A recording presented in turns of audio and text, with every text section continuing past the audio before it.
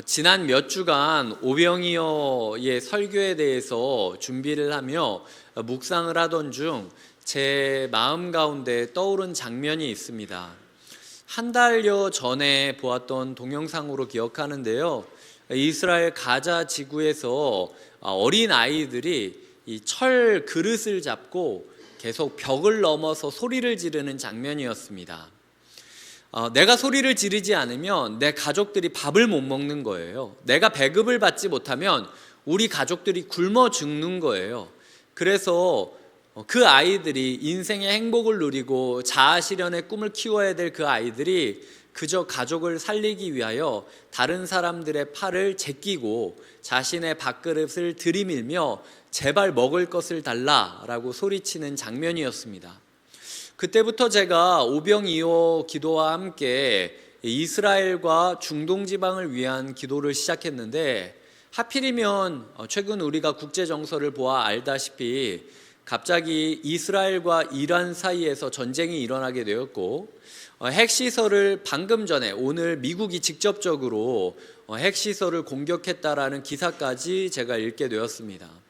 사람들은 3차 대전이 시작되는 것 아닌가, 이란의 지도부가 자기를 죽일 수 있다라고 호언장담하는 이스라엘과 이제는 노골적으로 개입을 시작했던 미국의 압박감을 이기지 못하고 핵 버튼을 누르게 된다면 그때부터는 이제 비극밖에 남지 않은 것이죠. 한편으로는 또 우리가 이런 모습을 이제서야 알게 되고 슬퍼하고 있다라는 것도 참 마음 아팠습니다. 제자들이 자신의 피로와 자신의 테두리 안에서 일어나는 감정적인 변화, 육체적인 변화에만 관심을 가졌고 사람들이 얼마나 아파하고 있는지는 불쌍히 여기지 않았던 것처럼 우리도 우리의 사랑에 한계선이 있다라는 생각이 들었어요. 나만 행복하면 되고, 우리 가족만 행복하면 되고, 우리 다락방만 행복하면 되고, 우리 교회만 행복하면 되고, 그러면 된다라는 생각으로 살아가고 있지는 않습니까? 이제서야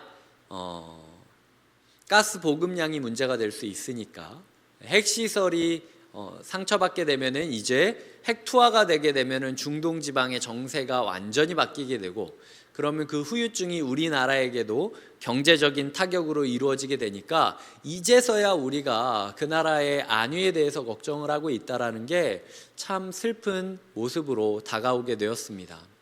주님께서 오병이어를 통해서 우리에게 가르쳐주고 하셨던 것은 이러이러하게 되면 기적이 일어나서 모두가 풍요롭게 살 것이다 라는 사치에 대한 부분이 아니라요, 이 사람들이 떡을 떼면 떼봤자 얼마나 크게 뗐겠습니까? 그 떡이 5cm 정도 되는 두께의 20cm 정도 되는 길이였을 것이다 라고 이야기들을 하고 있는데, 그거 5개 떼봤자 한 사람이 진짜 먹고 마실 수 있을 정도로 풍요하게 뜯으면서 사치를 누렸겠습니까? 그거 뜯어봤자 그냥 한 끼 편의점 빵으로 먹은 것 같은 느낌이었을 수도 있어요. 하지만 이 사람들이 모두 다 배불리 먹었다라고 이야기하지 않습니까? 이 배불리 먹었다라는 것은 육체적인 배부름도 있지만 이런 상황에서도 내 배고픔까지 걱정해주는 예수님과 그 예수님을 도와 함께 해주는 제자들이 있음으로 느껴지는 감정적인 배부름, 영적인 배부름도 함께 있는 것이죠. 우리의 삶 가운데 오병이어의 기적을 꿈꾸실 때요, 내가 이 기적을 통해서 막 갑자기 없던 외제차가 생기고 없던 통장의 잔고가 늘어나고 이거를 바라는 게 오병이어의 기적이 아닙니다. 오병이어의 기적은 오늘 우리가 말씀을 통해서 나누겠지만 아무것도 없다 생각하는 중에서도 떼어내는데도 계속해서 또 떼어낼 것이 남아있다라는 게 오병이어 기적의 핵심이라는 거죠. 우리의 삶 가운데 오병이어가 말하고 있는 서로를 향한 긍휼함, 불쌍히 여김과 떼어줌, 나누어줌이 함께하는 삶이 되길 바랍니다. 이 말씀 가운데 예수님께서 무엇을 이야기하셨고 제자들이 어떤 부분을 반응했는지를 통해서 제자들이 왜 예수님의 명령에 부담스러워하고 있었는지를 우리는 유추할 수 있습니다. 37절을 보면 예수님께서 말씀하시죠. 너희가 먹을 것을 주라 라고 얘기하면 네 라고 얘기하면 되는 겁니다. 굳이 가타부타 말을 더하지 않아도 된다는 거예요. 주님이 시킨 거니까. 그런데 제자들이 굳이 대답하죠. 여짜오되 우리가 가서 200데나리온의 떡을 사다 먹이리까 라고 이야기하고 있습니다. 저는 이게 오늘 우리가 말씀 가운데 다뤄져야 될 첫 번째 교훈이라고 생각합니다. 우리는 200데나리온의 부담감에 짓눌려 있느라 오병이어 기적을 누리지 못하고 있어요. 왜냐하면 200데나리온이라는 게 얼마냐? 1데나리온은 노동자 한 사람이 하루 동안 최선을 다하여 일했을 때 얻을 수 있는 품삯이라고 합니다. 우리 2025년도 최저시급이 만 30원이죠. 하루에 8시간 일했다라고 생각을 한다면 8240원이 주어지게 되는 것입니다. 이렇게 주 5일 1년을 일했다라고 한다면 세금을 떼지 않고 연간 2086만 2400원, 거의 2080만 원 정도를 최저시급으로 1년 동안 주 5일 일했을 때 얻을 수 있는 내용이라는 거죠. 자, 그 1일 품삯이 1데나리온이라고 하죠. 1데나리온이 은화 한 해였는데, 자, 그렇다면은 200데나리온이라는 것은 200일 동안의 품삯을 세금 떼지 않은 금액 그대로를 드리는 것을 뜻합니다. 연간 최저시급으로 따졌을 때 2086만 2400원이라고 한다면 그걸 365라고 생각을 하고 그 중에 거의 절반 정도를 드리는 거죠.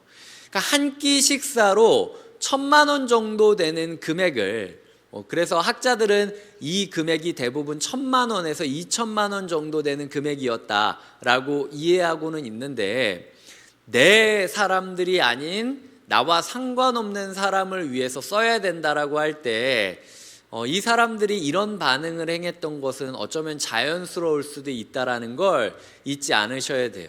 우리 가운데서도 우리 다락방 식구, 우리 가족한테 밥 사주고 이러는 것은 비싼 거 사줘도 뭐 좀 굶지 뭐 생각하고 웃으며 넘길 수 있지 않습니까? 그런데 생전 처음 보는 사람한테 그렇게 많은 돈을 퍼줘야 된다라고 생각을 한다면 부담을 느낄 수밖에 없다라는 것이죠. 하지만 주님께서는 그 부담감을 넘어 우리가 나누어야 될 걸 나누어야 된다라고 이야기하는 거죠. 주님께서는 물질에 포커스를 맞추고 있는 제자들에게 38절에서 말씀하십니다. 너희에게 떡이 몇 개나 있는지 가서 봐라. 찾아봐라.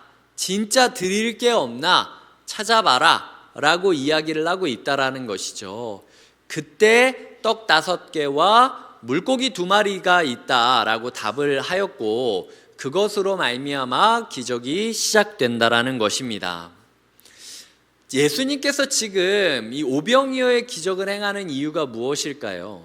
예수님께서 오병이어의 기적을 행하시는 게 마치 직장 회식을 할 때 부장님 막 사람들이 이러니까 부장님이 카드 한도 얼마 남아있는지도 모르고 팀회식 이걸로 긁어! 라고 이야기를 하니까 과장들이 부장님 지금 여기서 이거 다 긁어버리면 1년 동안 어떻게 하려고 그래요? 이 걱정하는 이런 맥락이 아니라는 거예요.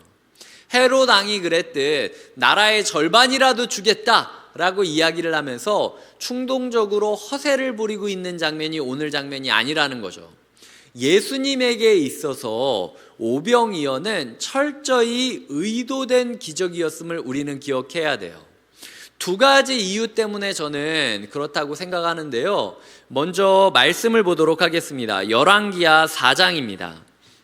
구약성경 열왕기하 4장 42절부터 44절까지 말씀입니다.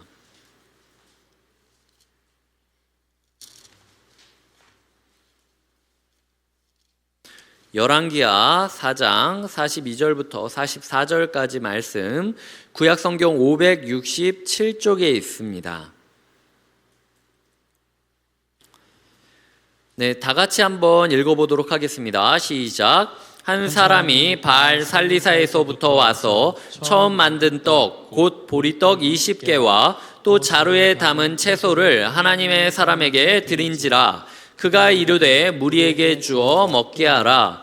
그 사환이 이르되 내가 어찌 이것을 100명에게 주겠나이까 하나 엘리사는 또 이르되 무리에게 주어 먹게 하라. 여호와의 말씀이 그들이 먹고 남으리라 하셨느니라. 그가 그들 앞에 주었더니 여호와께서 말씀하신 대로 먹고 남았더라. 네, 라고 이야기를 하고 있죠. 지금 엘리사의 시대 가운데 있었던 기적을 뜻합니다. 예전에 제가 창립기념주일 때도 설교를 했지만 바알 살리사라는 이방신을 섬기는 사거리가 있었던 무역로에서 일을 하던 한 가족이 농사를 짓고 첫 번째 지었던 월급을, 첫 번째 수확했던 수확량을 지금 엘리사에게 주고 있는 거예요. 다 기근이었고 먹고 살기 어려웠기 때문에 소위 말해서 목사님이라도 살아서 말씀을 전해야 우리가 행복할 수 있어요 라는 마음으로 지금 보리떡 20개와 자루에 채소를 담아서 주고 있는 것이죠. 그런데 그걸 엘리사가 무리에게 주어 먹게 하라 라고 이야기를 하자, 이걸 가지고 간에 기별도 안 될 텐데 그냥 목사님 드십시오 라고 이야기를 했고, 그래도 무리에게 주어 먹게 하라 라고 했더니 100명 정도 되는 그 선지 공동체, 이 신학교 공동체의 전도사님들까지도, 그 가족들까지도 모두 먹고 배불렀다라고 이야기하는 장면인 거죠.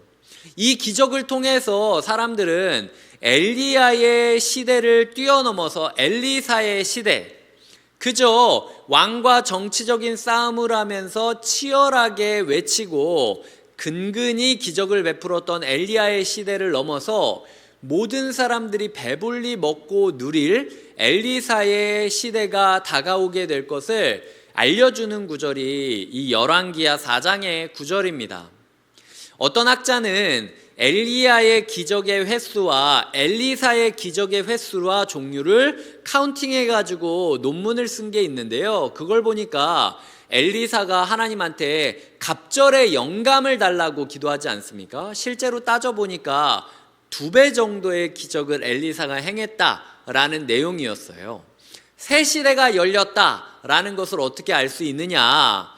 작은 떡과 곡식자루 한 자루라 할지라도 100명이 넘는 사람들을 먹일 수 있는 그 사랑의 기적이 일어나는 순간 새 시대가 열렸구나라고 확인할 수 있다라는 거죠. 세례 요한이 누구라고 했죠? 두 번째 엘리야가 예언된 그 두 번째 엘리야가 세례 요한이라고 이야기를 했고, 그렇다면 예수님은 누굽니까? 두 번째 엘리사라는 거죠. 예수님께서요 3년 동안 매번마다 나를 찾아오는 사람들한테 오병이어의 기적을 행했던 게 아닙니다. 예수님께서는 지금 이 순간이야말로, 세례 요한이 죽은 이 순간이야말로 옛 시대가 가고 새 시대가 온다는 걸 얘기해 주고 싶었던 거예요. 그래서 의도적으로 엘리사가 행했던 기적이 100명 정도의 인원이었다면 예수님은 무리를 50명 또는 100명씩 때를 지어 앉게 하시면서 기적을 행하지 않으셨습니까? 야, 20개와 채소 한 자루로 100명이 먹은 걸 가지고 지금까지 니네가 이야기하며 기적이라고 하는데 날 봐라. 나는 자루도 필요 없어. 떡 5개, 물고기 2개 정도만 있어도 이 100명이냐? 아니, 남자만 5,000명인, 성인 남자만 5,000명인 이 사람들을 100명씩 몇 그룹을 만들어 놨어도 이 여인과 아이들까지 치면 2만 명 정도였다라고 생각을 하고 있는데 100대 2만이면은 뭐 비교할 수 없는 큰 숫자지 않습니까? 그러니까 걱정하지 말아라. 내가 너희를 배부르게 할 것이다. 너희의 육체만 배부르게 하는 것이 아니라 너희의 영혼을 배부르게 할 것이고 너희의 인생을 배부르게 할 것이고 너희의 마음을 배부르게 할 것이다 라고 약속하는 것이 예수님께서 이야기하고 있는 맥락이라는 거죠. 제자들은 예수님 맨날 평소에는 그냥 돌려보냈다가 지금은 왜 우리가 돌려보내자고 하니까 굳이 이렇게 모이라고 하는 거야? 라고 꿍얼댈 수도 있었겠지만 예수님께서는 의도를 가지고 말씀을 주셨다라는 거예요. 너희에게 너희가 가진 것을 너희가 먹을 것을 주라 라고 말씀하시면서 말이죠. 두 번째로는 에스겔 34장입니다. 구약성경 에스겔 34장 11절부터 15절까지 말씀입니다. 구약성경 1205쪽에 있습니다.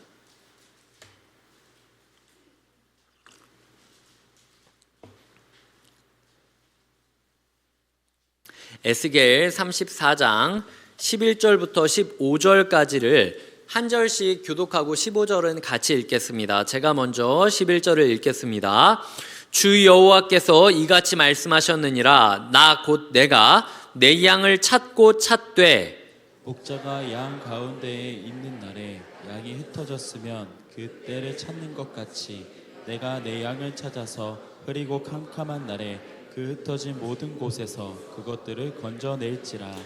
내가 그것들을 만민 가운데에서 끌어내며 여러 백성 가운데에서 모아 그 본토로 데리고 가서 이스라엘 산 위에와 시냇가에와 그 땅 모든 거주지에서 먹이되 좋은 꼴을 먹이고 그 우리를 이스라엘 높은 산에 두리니 그것들이 그곳에 있는 좋은 우리에 누워 있으며 이스라엘 산에서 살진 꼴을 먹으리라. 함께 내가 친히 내 양의 목자가 되어 그것들을 누워 있게 할지라. 주 여호와의 말씀이니라. 아멘. 오늘 우리가 읽은 말씀을 보면 예수님께서 500명, 100명씩 떼를 지어 앉게 하시고 그리고 그들을 앉게 했다라고 이야기하는데요. 이 앉았다라는 단어가 그냥 양반다리하고 앉은 게 아닙니다. 앉았다라고 하는 단어가 당시 유대인들은 식사할 때 반쯤 누워서 밥을 먹었어요. 소화에는 도움이 되지 않았겠지만 대화에는 도움이 되었습니다. 식사 시간을 굉장히 길게 잡고 하루 동안 무슨 일이 있었는지 어떤 마음이었는지 서로 교제하는 시간이 식사 시간이었기 때문에 누워서 음식을 천천히 먹는 게 그 당시에 예수님이 앉게 하셨다라는 말의 핵심이라는 거죠. 그런데 푸른 풀밭이라는 단어가 등장하죠. 39절에 보면 푸른 잔디 위에 앉게 하셨다라고 이야기를 하는데 푸른 잔디라고 떠오르면은 시편 23편에 보면은 푸른 초장 쉴 만한 물가로 우리를 인도하신다라는 다윗이 자신의 목자 되신 하나님에 대한 고백이 떠오르게 됩니다. 그리고 그 고백이 이어져서 다윗이 고백했던 다윗보다 뛰어난 목자 되신 그 누군가가 먼 훗날 이스라엘의 지도자가 되어서 이스라엘들을 불쌍히 여기고 이스라엘들을 푸른 초장에 앉게 하면서 먹을 것들을 주게 될 것이다 라고 이야기하는 장면이 이 에스겔 34장이라는 거죠. 이 지도자가 진짜 예언된 지도자니 누가 너희를 푸른 초장에 앉히고 너희를 양떼를 먹이듯 먹인다면 그 사람이 너희에게 주어진 이 메시아라는 사실을 인정해야 된다라는 내용입니다. 예수님께서 이 말씀을 성취하기 위해서 사람들을 푸른 잔디 위에 기대어 누워 앉게 하시면서 먹을 거를 주셨다라는 것이죠. 다시 한번 이야기 드리지만 예수님께서 충동적으로 결심하신 것이 아니라 철저히 의도적으로 말씀을 주셨다라는 거죠. 그런데 우리는 제자들이 그렇듯 너희에게 먹을 것을 주라, 너희가 먹을 것을 주라, 네가 이 사람 도와줘야 돼, 네가 저 사람 대접해야 돼, 네가 이 사람 사랑해줘야 돼 라고 이야기를 하면요, 예수님 갑자기 왜 그러세요? 라는 식으로 예수님 그러지 않아도 돼요, 원래 이렇게 하지 않았잖아요, 저 내버려 두세요 라고 이야기를 하면서 뒤로 물러서거나 아니면 제자들이 그러했듯 주님 저는 돈이 없어서 못해요, 200데나리온 주면 제가 할게요 라고 얘기하면서 물러설 때가 있다라는 거죠. 하지만 주님께서는 내가 철저히 의도성을 가지고 너희에게 말씀을 줬다면 너희가 가진 것만으로도 내가 일을 할 수 있기 때문에 준 것이다. 그러니까 내가 네 마음 가운데 이거 해야 되지 않겠니? 누구누구 도와줘야 되지 않겠니? 라고 마음을 주면 물러서지 말고 그냥 네 마음 가운데 있는 것을 그대로 내어드리면 되는 거다. 그 다음부터 기적은 내가 감사기도하고 내가 이루는 것처럼 내가 할 테니까 그냥 너는 네가 가지고 있는 것을 기적의 마중물로 내놓기만 하면 된다 라고 이야기하는 것이 주님께서 우리에게 주시는 교훈이라는 거죠. 주님의 의도성을 가지고 우리의 마음 가운데 말씀이 외쳐졌음을 기억한다면 저희는 세 가지 모습을 가져야 됩니다. 첫 번째로는요, 조사해야 된다는 거예요. 가서 보라 라고 이야기하시죠. 30절에 보면 떡이 몇 개나 되는지 가서 보라. 주님께서는요, 우리가 가진 것이 무엇이 있는지 찾아보라고 말씀하십니다. 정말 없습니까? 우리가 주님께 드릴 것이 정말 없습니까? 우리가 200데나리온, 1000만 원, 2000만 원이라는 부담감으로부터 벗어나 그저 우리가 가진 것 자체를 주님께 드리겠다라고 결심한다면요, 그럼 주님의 기적이 일어날 수 있다라는 것이죠. 부담감을 극복하셨으면 좋겠어요. 올해 들어서 이제 우리 교회가 꿈 넘어 꿈이라는 전국에 있는 작은 교회들, 건강한 교회들을 살리기 위하여 투자하고 세워가는 그 과정들에서 1년에 5천만 원 정도를 저희가 드리기로 결단을 하고 예산을 세우고 진행하고 있는 중입니다. 이미 부활주일 헌금 때 우리가 모여줬던 그 헌금을 오롯이 1차적으로 이 꿈 넘어 꿈에 저희가 드린 상태이기도 해요. 그런데 너무 그 5천만 원이라는 금액에 우리가 억눌리지 않았으면 좋겠어요. 그 금액이 안 되면은 누가 우리를 벌합니까? 그 금액이 안 되면 누가 쫓아옵니까? 아니에요. 그냥 우리가 계획을 세운 거고 우리가 할 수 있는 선 안에서 우리는 그냥 최선을 다해서 하나님께 드리면 되는 거예요. 안 된다고 하면은 안 되는 선 안에서 오병이어를 드리는 마음으로 주님, 저는 200데나리온은 없지만 이게 우리의 전부입니다 라고 드리면 되는 거고, 그걸 통해서도 하나님께서 역사할 수 있다라는 거죠. 일예로 교회에 대해서 전체적인 이야기를 드렸지만 개별적인 삶에도 저는 똑같다라고 생각을 합니다. 우리가 헌금을 해야 된다라고 할 때 큰 금액을 헌금할 필요가 없어요. 중요한 건 정기적으로 나의 것이 주님의 것인지를 고백하면서 드릴 수 있느냐라는 거죠. 예전에는요, 100원짜리 헌금을 드리는 그 짤랑짤랑이는 헌금 봉투들이 있을 때가 있었습니다. 그 사람에게는요, 자기가 가진 것 중에 이거라도 꼭 떼어 주님께 드려야 된다라는 사명감이 있었던 거예요. 근데 요즘은요, 나는 돈이 없어서 못 드려요, 안 드려요 라고 이야기할 때가 많이 있습니다. 좋은 커피 사 마실 돈은 있는데 주님께 드릴 돈은 없다는 거예요. 큰 돈이 생기면 일시불로 갚겠다라는 거예요. 이 200데나리온의 우상으로부터, 허상으로부터 벗어나십시오. 주님께서는 떡 5개, 물고기 2마리를 원하셨어요. 왜냐? 열왕기하 4장의 기적을 이루려면 200데나리온이 아니라 떡이 필요했기 때문이에요. 주님께서는 우리에게 우리가 가진 것이 필요하기 때문에 지금 달라고 하십니다. 그거를 무리해서 주실 필요가 없어요. 하지만 정기적으로 우리가 하나님께 마음을 고백하느냐는 확인하고 계시다라는 거죠. 어린이부와 유치부와 청소년부가 있다고 생각을 해보겠습니다. 아직 우리가 각 부서마다 매주 헌금이 얼마나 거치는지는 저는 몰라요.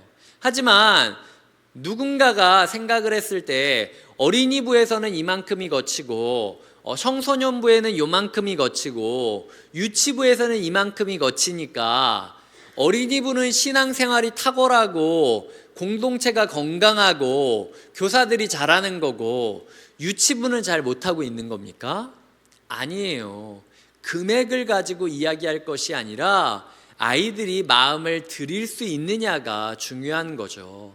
유치부원금이 청소년부원금보다 많아도 생각 없이 부모님이 주는 거 얼마인지도 모르고 그냥 집어넣는 것과 부들부들 이거 하나 하면은 게임머니를 살 수 있는데 생각을 하면서도 하나님께 드리겠다라고 드리는 헌신도는요, 차이가 크다라는 거죠. 성도님들 마음 가운데 시간을 드리는 거를 아까워하지 마십시오. 교회에서 1년 52주 24시간 매일 있으라는 거 아니지 않습니까? 오병이어의 시간이라도 주님께 드린다라고 결심하시면 그 시간이 많은 사람들을 배불리 먹일 수 있는 시간이 될 수 있다라는 거죠. 나의 헌신이, 나의 봉사가 그렇게 될 수 있다라는 겁니다. 중요한 건 부담감을 뛰어넘어 내가 가진 것을 정확하게 보고 그것을 주님께 드릴 수 있느냐라는 것이죠. 그래서 내가 가진 것을 조사하는 게 첫 번째 모습이고, 두 번째로는 조사된 그것을 하나님께 있는 그대로 돌려드리는 게 두 번째 오병이어 기적의 원동력이었음을 잊지 말아야 된다라는 거죠. 마지막 세 번째는요, 때를 지어 앉아 있어야 된다라는 겁니다. 오늘 설교의 제목이기도 한데요, 예수님께서 갑자기 희한하게 50명 또는 100명씩 때를 지어서 사람들을 앉게 하십니다. 이 50명과 100명이라는 단어가 가지는 의미가 무엇이냐면, 출애굽기 18장, 신명기 1장, 사무엘상 8장에 보면은요, 출애굽 이후 이집트를 나와서 사막을 걷기 시작한 이스라엘 사람들의 편제가 50명, 100명, 1000명 이런 식으로 되어 있습니다.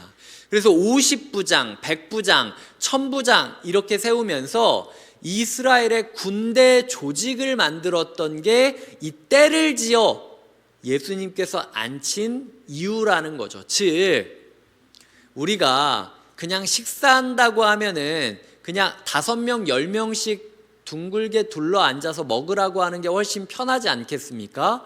왜 굳이 50명, 100명씩 앉아가지고 이걸 먹으라고 했느냐? 이건 전쟁이라는 거예요. 내 돈인데 내가 마음대로 쓰는 거 왜 안 돼? 내 돈인데 내가 나 즐기려고 쓰는데 왜 안 돼? 내 돈인데 내 사람 먹이려고 하는 게 왜 안 돼?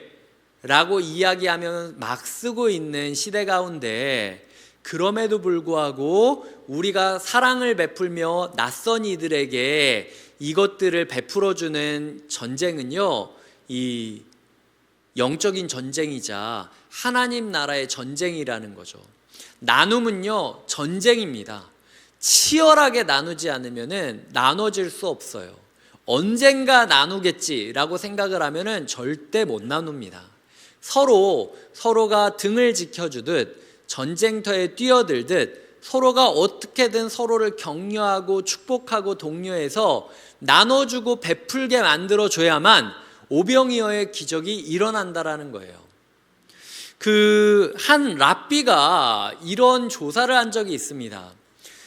내 이웃을 내 몸과 같이 사랑하라 라는 것이 율법 중에 가장 우선되는 거다라고 이야기를 하는데, 그 구절이 어디서 나왔는가 찾아보니까 구약 성경 안에서 레위기 19장 18절 한 부분밖에 없다라는 거예요.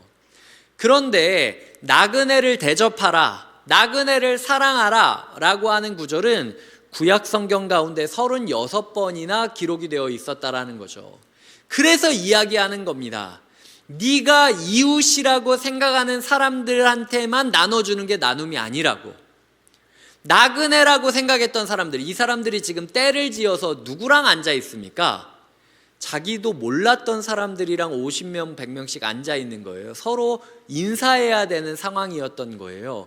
우리 편, 우리 식구, 우리 교회, 우리 다락방 이렇게 앉은 게 아니라 처음 보는 사람들 50명, 100명이 앉아가지고 자기가 받았던 거를 떼어주면서 나눠줄 때 끊임없는 기적을 경험했던 것이 나그네를 도와주는 마음으로 우리가 서로 떡을 떼었을 때 이루어지는 오병이어의 기적이라는 것이죠. 당시 도시에요, 이 기적이 일어났던 장소 근처에 있었던 가버나움이나 베세다라는 도시의 평균 인원이 마을 대도시 인원이 2,000명에서 3,000명이 되었다라고 해요. 근데 지금 5,000명이면 얼마나 부담이 크겠습니까?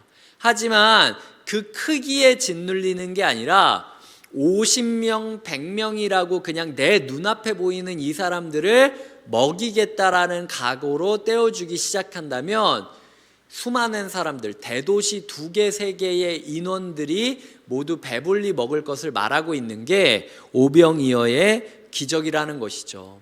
말씀을 맺겠습니다. 성도님들 삶 가운데 200데나리온의 부담감을 벗어 던지셨으면 좋겠어요. 나는 이거밖에 없으니까 드릴 게 없어. 아닙니다. 주님께서 주신 것을 그냥 떡 5개, 물고기 2마리 드리는 마음으로 드리면 되는 거예요. 그 다음부턴 주님께서 하신다라는 것이죠.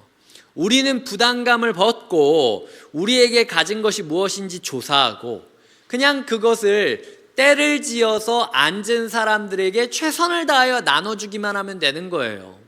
하나님께서 우리를 부유하게 하셔서 우리를 행복하게 하시고 먹이시는 것이 아니라 없는 중에서도 우리를 행복하게 하시고 먹이시며 배부르게 하실 것을 믿으시며 한 주간 나눔의 삶, 헌신의 삶, 드림의 삶을 살아가시길 주님의 이름으로 축복드립니다. 기도하시겠습니다. 하나님 아버지, 오병이어의 기적은 모두 꿈꾸지만 나의 가진 것을 나누어야 된다라는 사실은 인색한 우리의 모습을 봅니다. 주님, 우리가 우리에게 주신 모든 것들을 주님의 것으로 여기고 주님께 드리는 법을 배우게 하여 주시옵소서. 하나님, 이것이 영적 전쟁임을 알게 되었습니다. 우리가 때를 지어 서로를 격려하고 독려하고 축복하고 함께 이 나눔의 싸움을 하게 하여 주시옵소서. 예수님의 이름으로 기도드립니다. 아멘. 이 시간 함께 사랑의 나눔 있는 곳에 예수님이 계시다라는 고백으로 나아가도록 하겠습니다.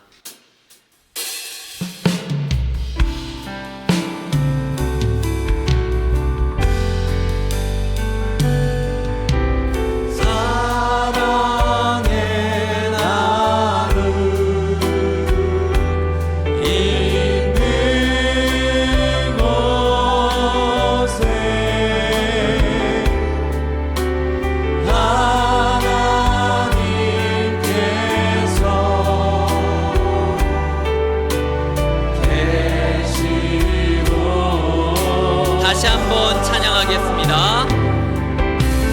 사랑의 나눔 있는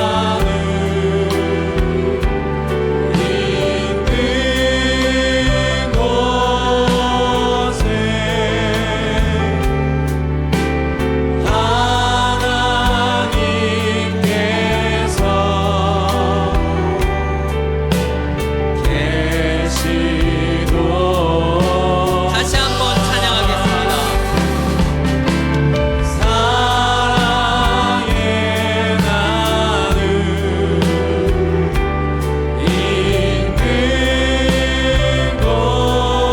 곳에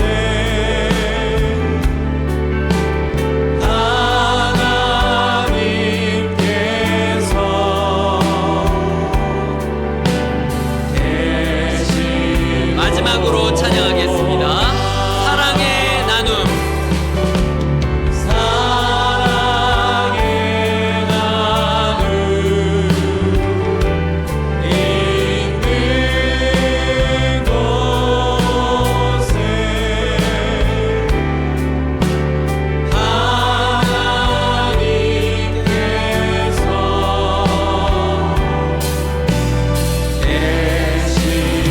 곳에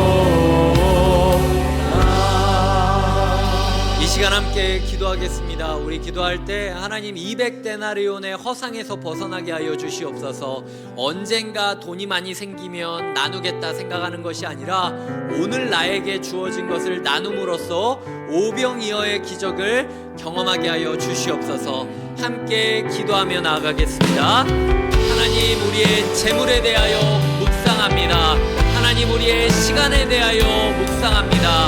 하나님, 우리의 재능에 대하여 묵상합니다. 하나님, 우리의 마음에 대하여 묵상합니다. 하나님, 우리가 배부르기를 원하지만 드리지 않음을 고백합니다. 사랑의 나눔을 하게 하여 주시옵소서. 나눔의 전쟁터에 있음을 깨닫게 하여 주시옵소서. 우리의 마음, 우리의 삶, 우리의 가족, 우리의 교회 가운데 나와 관계된 사람들만을 위하여 예산을 사용하는 것이 아니라 전혀 알지 못했던 나그네를 향해서도 함께 꿈꾸고 함께 투자하는 시간들을 갖게 하여 주시옵소서.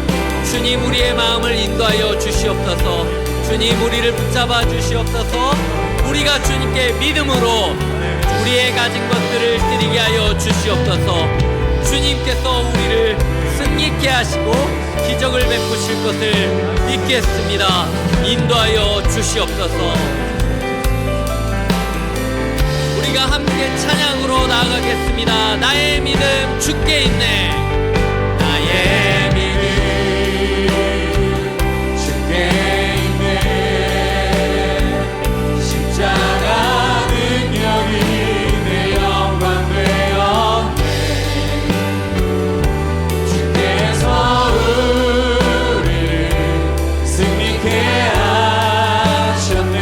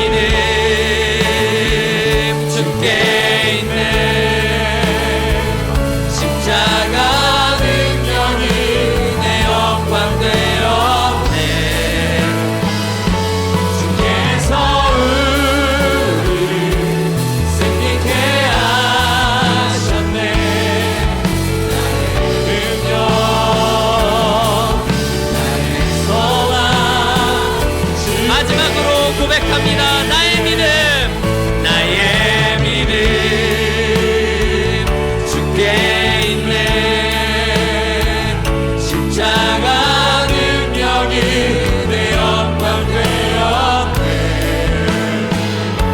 주께서 우리를 승리케 하셨네. 나의 능력,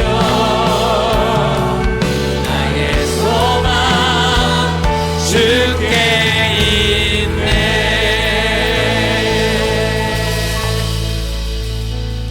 제가 기도하겠습니다. 우리 주 예수 그리스도의 은혜와 하나님의 사랑과 성령님의 교통하심이 우리가 가진 것을 사랑으로 나누어가는 삶을 살아가기를 소망하고 결단하는 주님의 사람들과 곁에 있는 교회에게 지금부터 영원토록 함께해 주시기를 간절히 축원하옵나이다. 아멘.